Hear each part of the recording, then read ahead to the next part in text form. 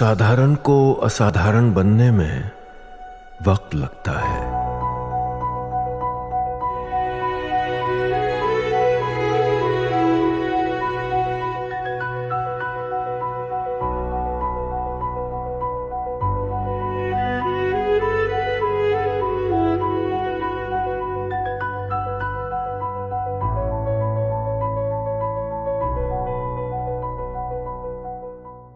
कठिन यात्रा है। भोलेनाथ के भक्त सारी तकलीफ और परेशानी भूलकर कांवड़ यात्रा करते हैं।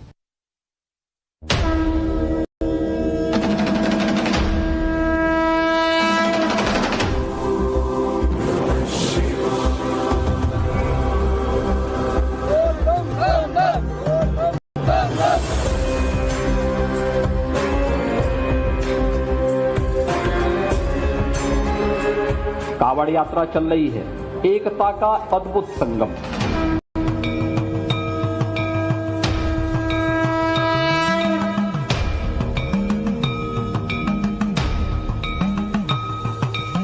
हर हर बम बम बोलते हुए जाते हैं।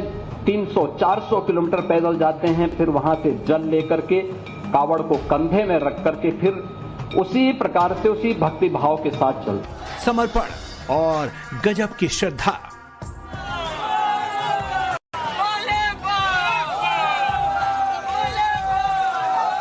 कांवड़ को कंधों पर रखकर सैकड़ों किलोमीटर पैदल यात्रा करने के लिए शारीरिक बल से ज्यादा जरूरी होता है आत्मबल।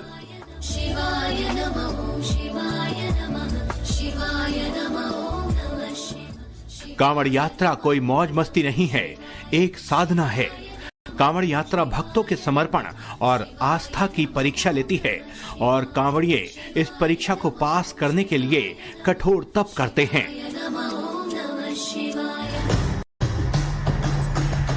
भक्ति और राष्ट्र प्रेम का संगम होता है सनातन धर्म।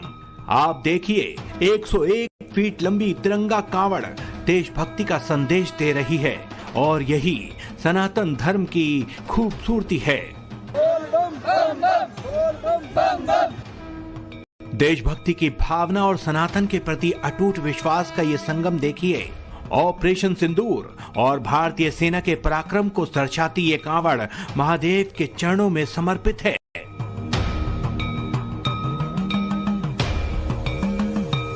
लेकिन ये बात उन लोगों को कभी समझ नहीं आएगी जो कांवड़ यात्रा के खिलाफ नैरेटिव सेट करने के लिए कांवड़ियों को आतंकवादी तक बता देते हैं, जो हमेशा उत्पाद मचाते कांवड़ियों को देखकर शोर मचाते हैं, पूरी कांवड़ यात्रा को बदनाम करने का मौका ढूंढते हैं।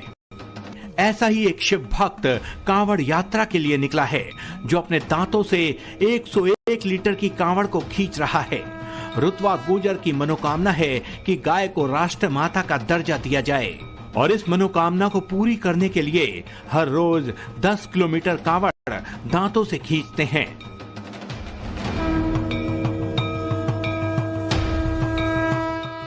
पानीपत के ट्रक ड्राइवर भगत सतनाम सिंह बुग्गी पर 275 लीटर गंगाजल लेकर कांवड़ यात्रा कर रहे हैं। वो इसी तरह 500 किलोमीटर तक बुग्गी खींचकर हरिद्वार से अपने गांव पहुंचे हैं। उनकी कांवड़ यात्रा का मकसद गांव में सुख शांति है। गांव की सुख शांति के लिए कांवड़ ले गया। मेरे गांव के कम से कम 80-90 लड़के कांवड़ लेने आते थे। अब मेरे गांव के सभी युवा विदेश चले गए, अमेरिका बैठ गए हैं। कम से कम 400-500 बच्चे मेरे गांव के विदेश चले गए हैं। गांव के मंदिर को ठंडा करने के लिए मैंने 7 मंदिर है, ये कदम उठा। बुग्गी में 275 लीटर चले गया।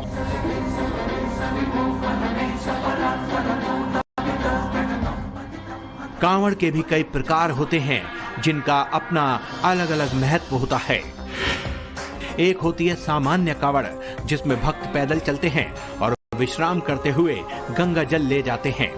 दूसरी होती है डाक कांवड़, जिसमें भक्तों की टोलियां बिना रुके लगातार दौड़ते हुए गंगा जल को लेकर जाती हैं, जो कठिन तपस्या का प्रतीक है। तीसरी होती है खड़ी कांवड़, जिसमें भक्त चलते समय कांवड़ को जमीन पर नहीं रख सकते, विश्राम के दौरान इसे कंधों पर ही रखते हैं। चौथी होती है बैठी कांवड़, जिसमें भक्त कुछ समय बैठकर आराम कर सकते हैं, लेकिन कांवड़ को अपने पास ही रखते हैं। और छठी होती है दंडी कांवड़। इस कांवड़ में भक्त दंडवत प्रणाम करते हुए धीरे धीरे आगे बढ़ते हैं। ये सबसे कठिन कांवड़ यात्रा है, लेकिन हर प्रकार की कांवड़ में भक्ति और शक्ति के संचार का जरिया होते हैं बोल बम और हर हर महादेव के नारे, जो भगवान शिव के प्रति अटूट आस्था और भक्ति को दर्शाते हैं, कांवड़ियों को ऊर्जा और प्रेरणा देते हैं, माहौल को आध्यात्मिक बनाते हैं।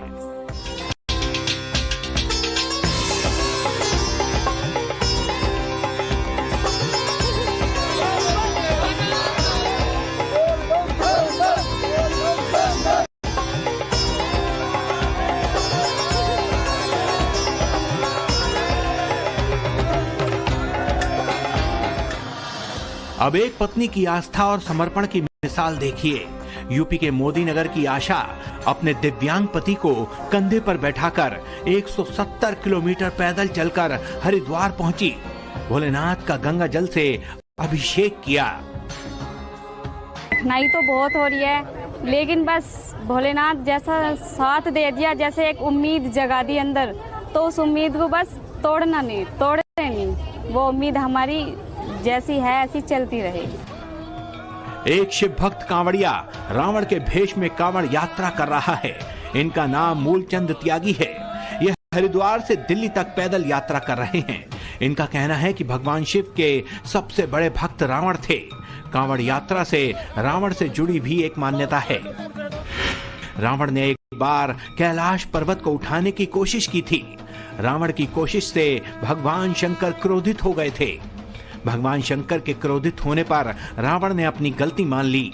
भगवान शंकर को प्रसन्न करने के लिए रावण ने उनका अभिषेक किया। अभिषेक के लिए रावण कांवड़ से गंगा जल लेकर आया था। ऐसी मान्यता है कि इसी के बाद कांवड़ यात्रा में कांवड़ को कंधे पर रखकर चलने की परंपरा शुरू हुई थी। लेकिन जिसकी जैसी आस्था है वो वैसी कांवड़ लेकर पुण्य कमा रहा है। आप देखिए, भगवान राम की प्रतिमा के साथ कांवड़ यात्रा कर रहे हैं। इनकी मनोकामना है कि प्रभु राम की कृपा से देश में राम राज्य आ जाए। कि हमारे मोदी जी ने राम मंदिर बनाया है, तो हम अब पे 2 साल पहले राम मंदिर लाए थे मोदी जी ने होके। अब हमारे रामलला आ गए हैं, मंदिर में विराजमान हो गए हैं, तो इसलिए हम राम जी को लेके अपने मंदिर में भी जा रहे हैं कि जैसे राम जी ने मतलब न्याय का और अच्छाई का काम किया, ऐसा हमारे गांव में भी अच्छा काम हो। मोदी जी देश के लिए बहुत अच्छे काम कर रहे हैं, वो भी अच्छाई में हो। कांवड़ यात्रा की एक मान्यता भगवान श्री राम से भी जुड़ी है। आनंद रामायण में भगवान राम को पहला कांवड़िया कहा गया है। भगवान राम ने बिहार के सुल्तानगंज से गंगा जल लिया था। कांवड़ में गंगा जल लेकर श्री राम देवघर तक पैदल गए थे। देवघर से श्री राम ने गंगा जल से शिवलिंग का अभिषेक किया था। यानी कांवड़ यात्रा का इतिहास बहुत पुराना है। कांवड़ यात्रा के बारे में हमारे ग्रंथों और पुराणों में भी कई प्रसंग मिलते हैं। रामायण में उल्लेख मिलता है कि त्रेता युग में श्रवण कुमार ने पहली बार कांवड़ यात्रा की थी ताकि वो अपने नेत्रहीन माता पिता को हरिद्वार में गंगा स्नान करा सके।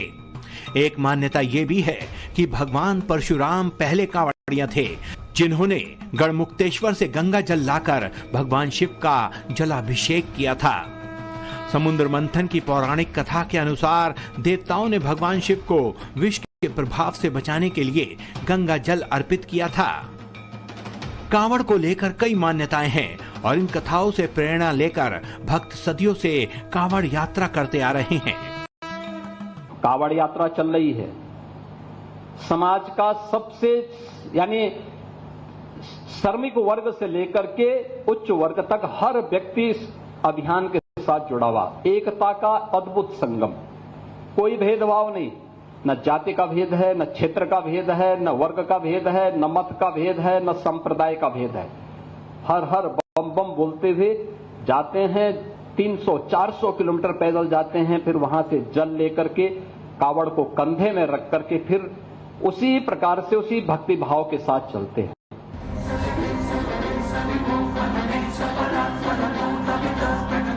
कांवड़ियों और कांवड़ यात्रा पर सवाल उठाने के लिए जीप चलानी आसान होती है।